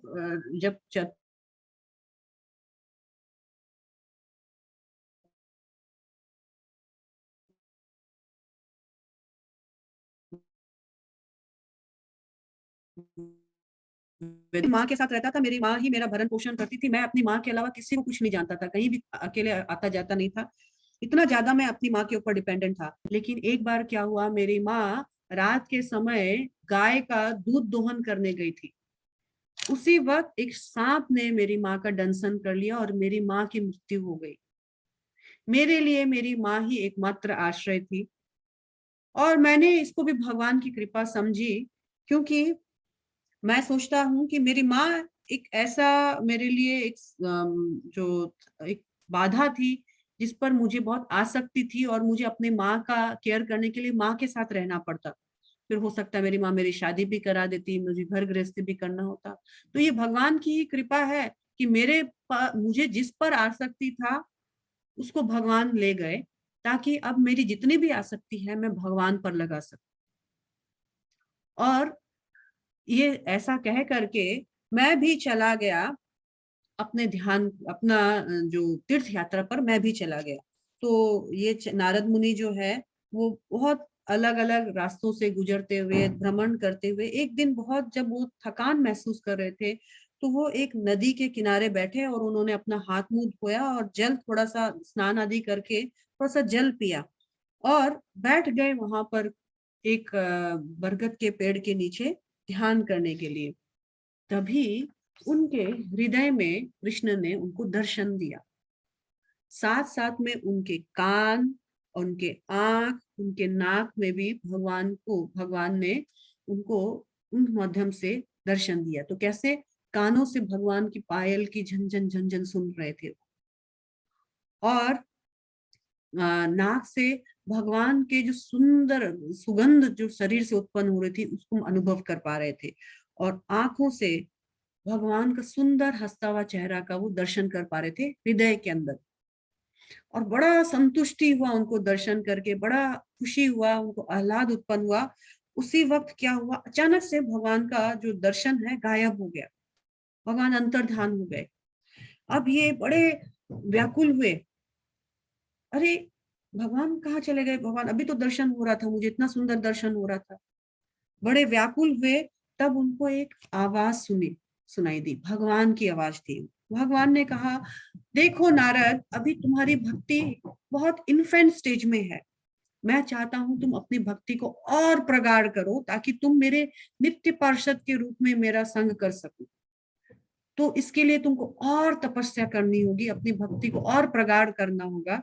तुम्हें मैंने एक बार थोड़ा सा प्यास जगाने के लिए, भूख जगाने के लिए दर्शन दिया, लेकिन इस जन्म में और तुम्हें मेरा दर्शन प्राप्त नहीं होगा। तुम और अपनी भक्ति की तीव्रता को बढ़ाओ, और अगले जन्म में तुम अब मुझे देख पाओगे, इससे पहले तुम मुझे नहीं देख पाओगे। तो नारद मुनि ने उसको बड़े विनम्रता के साथ स्वीकार किया और अपनी भक्ति को और प्रगाढ़ किया। और इस तरह से वो जो वेदांतियों ने जो उनको दीक्षा दी थी उसके ऊपर उन्होंने अपना कंसंट्रेशन किया, और इस तरह करते करते करते करते समय के अनुसार उनकी भी मृत्यु हुई। उन्होंने अपना भौतिक देह त्यागा और उनको आध्यात्मिक देह प्राप्त हुआ। और इसी तरह फिर वो नेक्स्ट डे उनको ब्रह्मा का पुत्र के रूप में उनको जन्म मिला। इस तरह से मैं ब्रह्मा के पुत्र के रूप में आया, और फिर भगवान की कृपा से भगवान ने मुझे वरदान दिया कि मैं कहीं भी कभी भी दोनों जगत में, भौतिक जगत आध्यात्मिक जगत में, कभी भी मन चाहे अपने अनुसार मैं भ्रमण कर सकता हूँ। और दूसरा, उन्होंने मुझे हरि कथा और हरि गुणगान करने के लिए एक वीणा प्रस्तुत की, और मैं कहीं भी किसी भी जगह पर हरि कथा घूम करते करते घूम फिर सकता हूँ, ऐसा वरदान मुझे दिया। इस तरह से नारद जो है उन्होंने व्यासदेव को बताया, और फिर वो वहां से अंतर्ध्यान हुए, चले गए। तो व्यासदेव जी भी प्रणाम करते हैं अपने गुरु महाराज को, और अब गुरु महाराज ने जो इंस्ट्रक्शन दिया, क्या इंस्ट्रक्शन था वो? तुम भगवान की लीलाओं को विशद व्याख्या करो, उनका गुणगान करो। अब वो अपने उस कार्य में लग गए, और इस तरह से श्रीमद् भागवतम का क्या हुआ? आविर्भाव हुआ। अब जो दूसरा प्रश्न था उनका कि इसको जो सुना था परीक्षित, उनके जन्म और उनके लीलाओं के बारे में थोड़ा सा बताइए। क्या, कौन थे वो, कैसे थे, कौन थे? इसको बताने के लिए अब सूत गोस्वामी जाते हैं 7वें नंबर चैप्टर में। देखिए 7वां नंबर जो चैप्टर है, द्रोण पुत्र को दंड। ये द्रोण पुत्र के दंड से स्टार्ट होता है 7वां नंबर श्लोक का। अब इसका भागवतम का गुणगान करने के बाद भागवतम के जो श्रोता है उसका गुणगान हो रहा है परीक्षित महाराज ने। तो स्टार्टिंग यहाँ से हुआ कि इससे पहले परीक्षित महाराज का गुणगान से पहले जब उनके गुरुवर इस तरह से बोल के चले गए, तो उन्होंने श्रीमद् भागवतम का लेखन प्रारंभ किया। तो प्रारंभ करने से पहले उनको लगा थोड़ा सा मैं ध्यान करता हूँ, क्या लिखना है, कैसे लिखना, उस पर विचार करता हूँ। ये श्लोकास जो है बहुत इंपॉर्टेंट है, एक बार आप लोग देख लीजिएगा। तो जब उन्होंने ध्यान किया, श्लोका नंबर 4, 5, 6, 2, 3 में तो हम देखते हैं कि किस तरह से वो सरस्वती नदी के तट पर बैठे और व्यासदेव ने आचमन आदि किया और ध्यान करने के लिए बैठ गए। और चौथे नंबर श्लोका में पता चलता है किसका क्या ध्यान किए। तो इस प्रकार उन्होंने भौतिकता का स्पर्श किए बिना भक्ति योग से बंधकर अपने मन को पूरी तरह एकाग्र किया। इस तरह उन्होंने परमेश्वर की वर्षवर्तिनी बहिरंगा शक्ति के समेत उनका दर्शन किया। जब वो ध्यान करने बैठे तो किसका ध्यान किया? तो उन्होंने देखा भगवान श्री कृष्ण को, और किसको देखा? साथ में उनकी बहिरंगा शक्ति जो माया शक्ति है उसको भी देखा। माया शक्ति क्या कर रही है? भगवान के पीछे खड़ी है और भगवान आगे खड़े हैं। माया शक्ति एकदम विवश ऐसे शर्मिंदा होकर खड़ी हुई है। और क्या देखा साथ में? उन्होंने सफरिंग जीवास, वो जो 5वें नंबर श्लोक में देखिएगा, उन्होंने देखा कि जो जीवात्मा है जो भौतिक कष्ट को भोग रहे हैं, उन भौतिक कष्ट को भोगते हुए जीवात्माओं को भी देखा अपने ध्यान में। भगवान को देखा, भगवान की माया शक्ति को देखा, और उन जीवात्माओं को भी जो कष्ट पा रहे हैं उनको भी देखा। और उन्होंने एक चीज और देखा, नंबर 6 श्लोका में देखिए, उन्होंने जीव के भौतिक कष्ट जिन्हें वो अनर्थ समझता है भक्ति योग द्वारा प्रत्यक्ष रूप से कम किए जा सकते हैं, जिनके जन समूह से इसे नहीं जाना जा सकता। ऐसे विद्वान व्यासदेव ने इस वैदिक साहित्य का संग्रह किया जिसका संबंध परम सत्य से। उन्होंने देखा इसका निवारण करने का एकमात्र उपाय है भक्ति योग। भगवान को देखा, भगवान की माया शक्ति को उनके पीछे खड़े हुए देखा, दुखी जीवात्माओं को देखा, और इनके दुखों का निवारण भक्ति योग, केवल भक्ति योग से देखा। और उसी भक्ति योग को एक्सप्लेन उन्होंने श्रीमद् भागवतम में किया। यानी कलयुग के जीव आत्माओं का उद्धार केवल और केवल भक्ति संपन्न करने से होगा, श्रीमद् भागवतम के पठन पाठन से ही होगा, और कोई दूसरा उपाय नहीं है। उन्होंने इस तरह देखा और वो क्या किए? तो तत्क्षण श्रीमद् भागवतम लिखना स्टार्ट किया।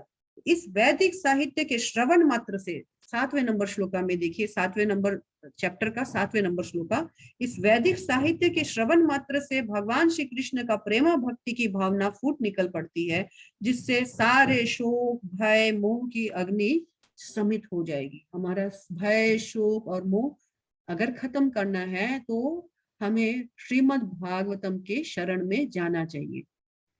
श्रीमद् भागवतम का शरण ही हमें सभी प्रकार के त्रितापों से मुक्त कर सकता है। इतना कुछ देखने के बाद फिर वो आगे बताते हैं श्रीमद् भागवतम किस तरह से सुखदेव गोस्वामी को उन्होंने सिखाया। सुखदेव गोस्वामी को क्या दरकार पड़ी? सौनक आदि पूछ रहे हैं सुखदेव गोस्वामी तो ऑलरेडी बहुत एक्सपर्ट थे, उनको क्या दरकार पड़ी।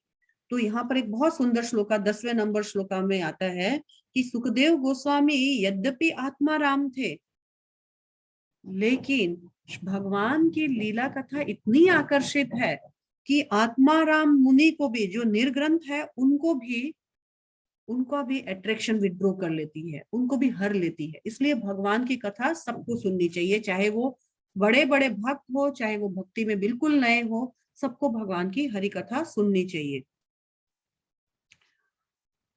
11वें नंबर श्लोका का एक जो लाइन है बहुत इंपॉर्टेंट, बहुत अच्छा है, जो मैं शेयर करना चाहती हूँ आप लोगों के साथ।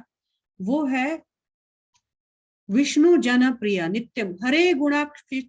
हरि का जो कोई भी हरि के प्रति अट्रैक्ट होता है, जो भी हरि के प्रति अट्रैक्ट होता है, तो कहा जाता है वो हरि का प्रिय बन जाता है, और उतना ही प्रिय हरि के भक्तों का भी बन जाता है। यानी यदि कोई हरि की कथा के प्रति आसक्त होता है, वो भगवान का प्रिय बन जाता है, भगवान के भक्तों का प्रिय बन जाता है, उसके भी प्रिय भगवान बन जाते हैं और भगवान के भक्त बन जाते हैं। ये कितना सुंदर लविंग रिलेशनशिप है। भगवान और भगवान के शुद्ध भक्तों के बीच में कितना सुंदर लविंग रिलेशनशिप है, जिसका माध्यम बेस जो है श्रीमद् भागवतम है। यदि किसी को श्रीमद् भागवतम की कथाओं में रुचि उत्पन्न हो जाती है, वो भगवान का प्रिय बन जाता है और विष्णु जन प्रिय बन जाता है। विष्णु जन प्रिय मतलब भक्त भी उसको प्रेम करता है, वो सबका प्रेम का विषय वस्तु बन जाता है, और वो भी सबसे प्रेम करने लग जाता है। और इस तरह से फिर कथा स्टार्ट होती है, किस तरह परीक्षित का जन्म हुआ। तो कहा जाता है, बैक स्टोरी आ गई अभी परीक्षित का जन्म के लिए। वो बैक स्टोरी में जाते हैं कि एक बार जब अश्वत्थामा जो है दुर्योधन का बेस्ट फ्रेंड था, दुर्योधन का बेस्ट फ्रेंड था, दुर्योधन का जांग टूटा हुआ पड़ा है, वो अभी युद्ध स्थल में लेटा हुआ है, मौत के लिए कराह रहा है। अश्वत्थामा उसका बेस्ट फ्रेंड है। अश्वत्थामा को लगा कि मरते मरते भी मैं दुर्योधन को यदि प्रसन्न कर दूं तो बहुत अच्छा है, तो मैं क्या करूं, मैं एक काम करता हूं, इन पांचों पांडवों का सर काट करके दुर्योधन के समक्ष ला देता हूं, ताकि ये दुर्योधन जो है चैन की सांस मर सके, चैन से मर सके। तो क्या किया, एक बार खेमे में पांचों भाई सोए हुए थे, और वो जा करके उनके खेमे में पांचों का सर काट करके एक बोरे में ले आया और ला करके दुर्योधन को देता है। दुर्योधन जैसे ही छूता है, उतना कोमल सर था कि चकनाचूर हो गया उसके छूने मात्र से। दुर्योधन एकदम रो पड़ा, बहुत क्रोधित हुआ, ये तुमने क्या किया, ये पांडवों का सर नहीं हो सकता है, किसका सर लाए हो। देखा तो ये उन पांडवों में जो पांच उनके जो बच्चे हैं, अरे ये तो उनका सर है, तुम इतना घिनौना काम कर रहा है, तुम हमारे बच्चों को मार दिया, तुमने सोए हुए बच्चों को मार दिया। और दुखी हो गया दुर्योधन। इधर जब अर्जुन आदि को पता चला कि हमारे बच्चों का इस तरह से इतना क्रूरता के साथ उनका वध हुआ है, तो वो बहुत व्याकुल हुए, और द्रौपदी तो रो रो के उसका हालत खराब हो गया। द्रौपदी तो बहुत विवश हो गई और एकदम खून के आंसू रोने लग गई। इधर अर्जुन बोल रहे हैं कि मैं तुम्हारे आंसू पोंछने लायक नहीं हूं, मैं तुम्हारे आंसू तभी पोंछूंगा जब ऐसा घिनौना कार्य करने वाले उस अश्वत्थामा को मैं दंडित करूंगा, मैं भी उसका सर इसी तरह काटूंगा, और तभी मैं तुम्हारे आंसू पोंछूंगा और अपने बच्चों का अंतिम संस्कार करूंगा। अर्जुन चला गया अश्वत्थामा को पकड़ने के लिए। अश्वत्थामा भाग रहा है आगे आगे, अर्जुन पीछे पीछे है। अश्वत्थामा बचा नहीं पा रहा है अपने आप को, और अश्वत्थामा के पास एक ही उपचार था अपने आप को बचाने के लिए, वो है ब्रह्मास्त्र। अर्जुन के ऊपर अश्वत्थामा ने ब्रह्मास्त्र छोड़ दिया। अब क्या होगा, तो अब उसको कौन बचाएगा। अर्जुन भगवान से प्रार्थना करता है, तो भगवान उसको बोलते हैं, देखो एक इस तरह का जो अस्त्र होता है ब्रह्मास्त्र, इसको केवल दूसरे ब्रह्मास्त्र से ही काउंटरएक्ट किया जा सकता है। तो तुम भी एक ब्रह्मास्त्र छोड़ो, एक ब्रह्मास्त्र ही दूसरे ब्रह्मास्त्र को रोक सकता है। जब रुक गया ब्रह्मास्त्र, अर्जुन ने उन दोनों ब्रह्मास्त्र को खींच करके वापस ले रख दिया, क्योंकि नहीं तो बाकी लोग उससे अफेक्ट होते, बाकी लोगों को बहुत उसका जो साइड इफेक्ट्स है वो मिलता।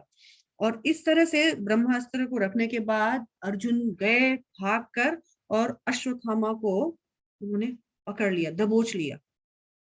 कृष्ण अर्जुन का धर्म का ज्ञान देखने के लिए अर्जुन को उत्सुकाते हैं, मारो अभी इसी को, अभी का अभी मार दो इसको, तुमने द्रौपदी से प्रार्थना की है, इस ये वही क्रूर आदमी है जो तुम्हारे बच्चों को सोए हुए अवस्था में निहत्था मार दिया, बड़ा दुष्ट है, अभी का अभी मारो।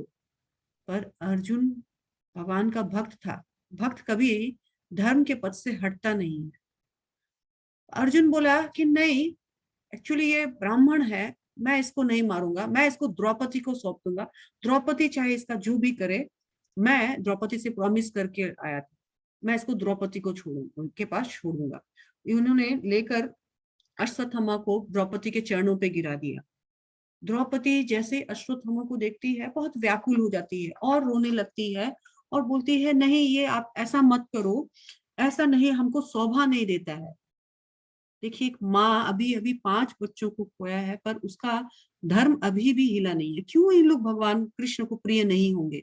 क्यों अर्जुन, क्यों द्रौपदी भगवान को प्रसन्न, भगवान उनके लिए कुछ भी करने के लिए क्यों आगे आगे खड़े नहीं होंगे? ये द्रौपदी तर्क देती है, अश्वत्थामा को छोड़ दो, मैं नहीं चाहती इसको मारना। तो क्या तर्क है? 43 से 48 में हम देखते हैं 7वें नंबर चैप्टर का। तो धर्मयम, ये ब्राह्मण का पुत्र है, हमारे गुरु का पुत्र है, हम इसको धर्म नहीं बताता है कि इसको मारना चाहिए। दूसरा है न्याय, न्याय के हिसाब से भी ये द्रोणाचार्य है, द्रोणाचार्य से आपने इतना शिक्षा लिया है, एक गुरु के पुत्र का वध आप कैसे कर सकते हैं?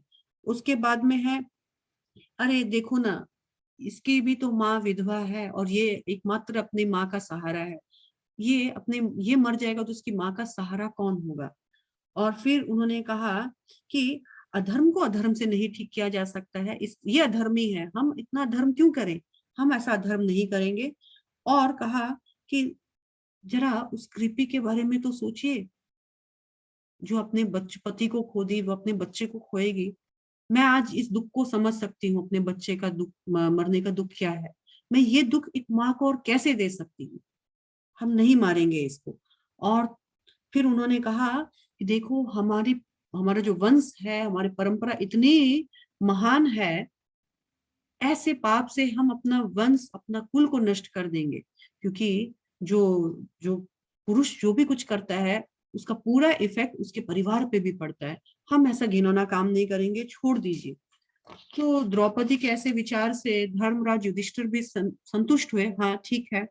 अर्जुन भी बोला, ठीक है तुम्हारी इच्छा, तुम अगर इसको छोड़ना चाहती हो तो कोई बात नहीं है। पर भीम, वो बोला नहीं, इसका तो एक मात्र उपाय है, इसको आज का आज ही मारा जाए। अब धर्म संकट आ गया, इसको मार दिया जाए या छोड़ दिया जाए। इधर कृष्ण और भीम बोल रहे हैं मारो, और बाकी सारे लोग बोल रहे हैं नहीं, छोड़ दो। क्या किया जाए? तो कृष्ण ने अर्जुन को उपाय बताया, तुम ऐसा काम करो कि ये जो ब्रह्म बंधु है, ये मरेगे, इसको हम लोग डायरेक्ट मारेंगे भी नहीं, पर ये मरे के समान हो जाए। तो क्या करें? तो इसका सर इस तरह से बुरी तरह से मुंडन करो, उसके केस हर लो, केस एक्चुअली शान होता है, केस, मूछ, दाढ़ी, इसका केस इस तरह से मुंडन कर लो, इसका सौंदर्यता सारा खत्म हो जाए, और इसके सर पे जो मणि है वो निकाल लो, इसका शक्ति भी विहीन हो जाएगी। और इसको धक्के मार के घर विहीन कर दो, धक्के मार के इस खेमे से बाहर निकाल दो। इतना अपमान करो, एक क्षत्रिय के लिए, एक भले पुरुष के लिए अपमान जो है मृत्यु के तुल्य। तो तुमने इसको मारा भी नहीं, लेकिन तुमने इसको इनडायरेक्टली मार भी दिया। और ठीक भगवान ने जैसा सलाह दिया वैसा उन्होंने किया, और इस तरह से अश्वत्थामा को वहां से खदेड़ के भगा दिया गया। पर अश्वत्थामा के अंदर आग जल रही थी अभी भी। कैसी आग? तो प्रतिशोध की आग। अब क्या किया जाए? तो अश्वत्थामा फिर ऐसा कुछ काम करेगा, मैं छोड़ूंगा नहीं पांडवों को, अब तो मैं और भी नहीं छोड़ूंगा, ऐसा उसके मन में ग्लानि हो गई। अब अश्वत्थामा चला गया, पांडव आदि सबको कृष्ण जो है समझा बुझा रहे हैं, नीति नियम के अनुसार, और फिर उनका जो बच्चों का जो भी क्रियाक्रम था वो भी करना जरूरी था। सब बहुत दुखी थे। कृष्ण, अब कृष्ण को आगे और भी कार्य करना है, युधिष्ठिर को भी अभी राजा बनाना है। कृष्ण आगे सब कुछ काम कर रहे हैं। अब कृष्ण बोल रहे हैं देखो तुम राजा वाजा सब हो गया है, जिस काम के लिए मैं था युद्ध ओवर हो गया है, अब मैं अपना घर जाना चाहता हूँ। सबकी अनुमति लेकर के कृष्ण जो ही रथ पर सवार होने वाले थे, उसी वक्त वहां पर आई उत्तरा। ये उत्तरा कौन है? तो अर्जुन की जो पुत्र वधु, अर्जुन की पुत्र वधु है ये दौड़े दौड़े आई कृष्ण के पास और कृष्ण को गुहार कर रही है रक्षा के लिए। क्या गुहार कर रही है? तो 8वें नंबर श्लोका का आप 8वें नंबर श्लोका का देखिए कि उत्तरा दौड़ी दौड़ी आ रही है, तो कृष्ण को बोल रही है, हे कृष्ण मेरा रक्षा करो, कृष्ण मुझे बचाओ। तो क्या बचाओ, क्या श्लोका है वो? तो 9वें नंबर श्लोका में देखिए, पाही पाही महायोगी। तो हे महायोगी कृष्ण मेरी रक्षा करो। पाही पाही पाही पाही महायोगिन देव देव जगतपति, आप तो जगतपति हो, जगत के रखवाले हो, मेरी रक्षा करो। ना अन्यम तद भयम पश्ये यत्र मृत्यु परस्परम, मुझे आपके अलावा और कोई दूसरा नजर नहीं आ रहा है जो मुझे इस मृत्यु से मेरी रक्षा कर सके। एकमात्र आप ही मेरे रक्षक हो, प्लीज मुझे बचाओ। तो क्या बचाओ? उत्तरा उस वक्त गर्भवती थी, उनके अभिमन्यु का जो संतान है उनके गर्भ में पल रहा था। और उत्तरा भागे भागे इसलिए आ रही थी कृष्ण की ओर क्योंकि उत्तरा के पीछे एक कोई बहुत चमकती हुई लाइट, प्रकाश जैसा कोई चीज आक्रमण कर रहा है उसको मारने के लिए। और उत्तरा अपने गर्भ को बचाना चाह रही है और बोल रही है, पाही पाही महायोगी, हे महायोगी कृष्ण आप तो योगेश्वर हो, देखो ये क्या आ रहा है, मेरे को बचाओ, आप अपने योग विद्या के द्वारा मुझे मेरी रक्षा करो। और उत्तरा इस तरह से भगवान के पास आई कि आप ही मेरे एकमात्र पालक हो, मेरे रक्षक हो, प्लीज मुझे और कोई नहीं दिख रहा आपके अलावा जो मेरी रक्षा कर सकते हैं। तो कृष्णा बोल रही है कि आप मुझे मत बचाइए, मुझे अपनी चिंता नहीं है, लेकिन मेरे गर्भ में जो संतान पल रहा है उसकी रक्षा कीजिए। कृष्णा देखते हैं कि अरे ये तो ब्रह्मास्त्र चल रहा है, अश्वत्थामा माना नहीं है, ये ब्रह्मास्त्र है। और इस ब्रह्मास्त्र को उन्होंने तुरंत रोका और एक ब्रह्मास्त्र जो है उन्होंने स्पेशली उत्तरा के गर्भ के लिए छोड़ा था। कृष्ण तुरंत उत्तरा के गर्भ में गए, उस ब्रह्मास्त्र का अपने जो गदा है उससे निवारण किया और परीक्षित को गर्भ में ही दर्शन दिया।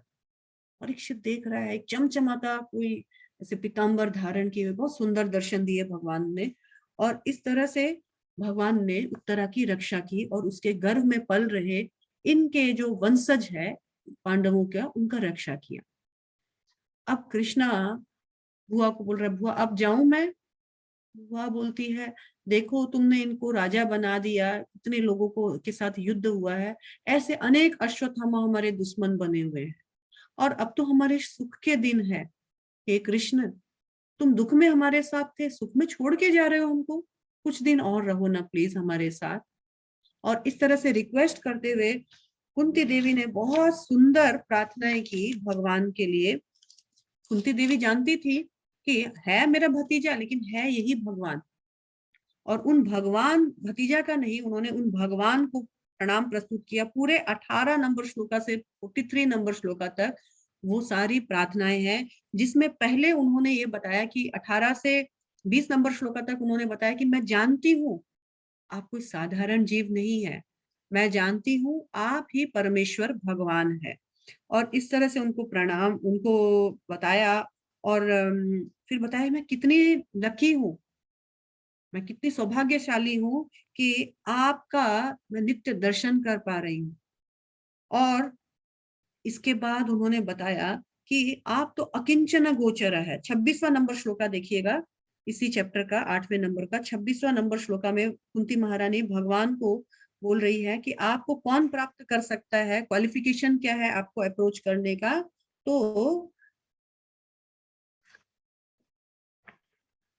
जन्म ऐश्वर्य सुत श्री भी सुवीर अंधेरा अंधेरा मंद कुमान, ये जो कुमान है ये मद हो जाता है, अंधा हो जाता है, मद हो जाता है। तो कैसे? तो अच्छा कुल में जन्म लेकर के, ऐश्वर्य अच्छे बहुत धनी परिवार में जन्म लेकर के, बहुत शिक्षित होकर के, डिग्री हासिल करके, बहुत ज्यादा सुंदर होकर के ये मद हो जाता है, पागल हो जाता है मनुष्य। और ये आपकी भक्ति नहीं कर पाता है। ये सारे ऐश्वर्य, ये धन, ये शिक्षा, ये सुंदरता बाधा हो जाती है इनको आपको भजने में। और हे भगवान, एक्चुअली आप तो किसको इजीली मिलते हो? अकिंचन गोचरा। अकिंचन गोचरा मतलब होता है जो भौतिक दृष्टि से दरिद्र हो। इसका मतलब ये नहीं कि गरीब, जो आपके बिना सब कुछ निर्धन समझता है। मेरा कोई धन नहीं है, आप ही मेरे एकमात्र धन हो। आप तो उसके धन हो, आप निर्धनों का धन हो हे भगवान। और साथ साथ में कुंती महारानी प्रार्थना भी कर रही है कि मैं चाहती हूँ कि आप मेरे जीवन में सदैव दुख दें, क्योंकि जब जब दुख है तब तब आप मेरे साथ थे, मैंने आपको पाया। सुख की घड़ी में आप छोड़ के जा रहे हो, मुझे तो वो सुख नहीं, वो दुख ही भला लगता है। कम से कम आप दिखते तो रहते हो। इस तरह बहुत सारी प्रार्थनाएं गाने के बाद कुंती महारानी जो है उनको रोकती है। और युधिष्ठिर महाराज जो है वो अभी भी बहुत दुखी थे। क्यों दुखी थे? क्योंकि एकमात्र मुझे राजा बनाने के लिए इतने लोगों को मारा गया, इतने जानवर मरे, इतने लोग इतनी स्त्रियां विधवा हुई, इतने बच्चे बिना पिता के हो गए, इतना वंश बर्बाद हुआ, एकमात्र मुझे राजा इस राज गद्दी पे बिठाने के लिए।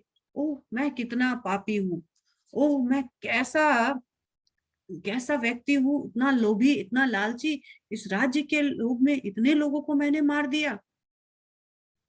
तो उनको सबों ने बहुत समझाया, यहाँ तक कि भगवान श्री कृष्ण ने समझाया, बड़े बड़े ऋषि मुनियों ने समझाया, फिर भी इनका दुख कम नहीं हो रहा है। तो इनका दुख कम कैसे होगा, हम कल के वाले जो चैप्टर है उसमें देखेंगे। तो थैंक यू सो मच आज के क्लास के लिए।